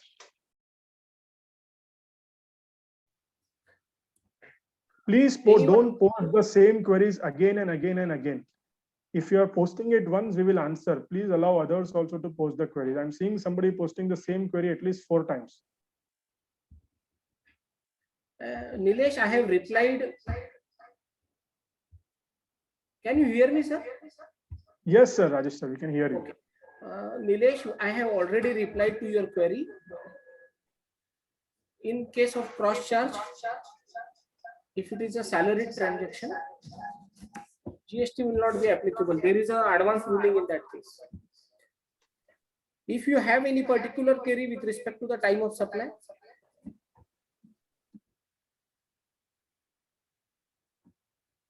anyone have any specific query with respect to the time of supply? If the company has paid interest on cross charge, can that company claim the refund on same? Interest on cross charge. If the company has claimed interest on cross charge, see, first of all, on the cross charge, companies doesn't even claim the money. But you are saying that when the interest is claimed, why there should be a refund? Now we need to understand why that interest is there. If there is a loan given, if the interest is against a loan, then it is not liable for GST, it is exempt. If they have paid taxes, you can claim refund. If the interest is for delayed payment, then the time of supply attracts, it is liable for GST. And as per that, value addition rule, which I have explained, whenever you receive the interest, you need to pay GST. I think it is a point in valuation. Yeah. Whether interest will be a part of value. Section 15 we will refer. Correct. Friends, we are already uploading all videos and also sharing PPT in the group. Be in the group. Somebody is asking, sir, will vouchers be considered as business asset as it's helping in generating cash flows? I don't know, because what is the GST context in this question is something I'm not able to understand. But whether vouchers are asset or not is something from an accounting perspective. I think it goes in the inventory. It is an inventory, but how that is linked to GST, I'm not able to understand. Oh, no. Voucher sale of voucher is advance against the goods proposed to be sold. Correct. So you can treat this advance under liability. Correct. It is all accounting part, how you treat in your books of accounts. Correct. And if you issue a voucher, you have an option of deferring the liability up to the date of redemption, as long as it's a general voucher rather than a specific voucher. You have to We have refer- seen. Correct. Yeah. So Yeah, fine we then. conclude with these queries. Thanks a lot, Ravi sir, for your such a nice presentation. I also thanks my all participants for actively participating and patiently hearing. I thanks all of you. We will see you tomorrow. If you have any query, you can also post me on my individual WhatsApp number, which is there in WhatsApp group. Thank you, friends. Thanks a lot. Thank you all. See you tomorrow. Bye. Thank you, friends. Rajesh, Yes, sir. Meeting close करना, मत करना, close करना, Yeah, end कर रहा हूँ. And कर ले. End for all. Yes, sir.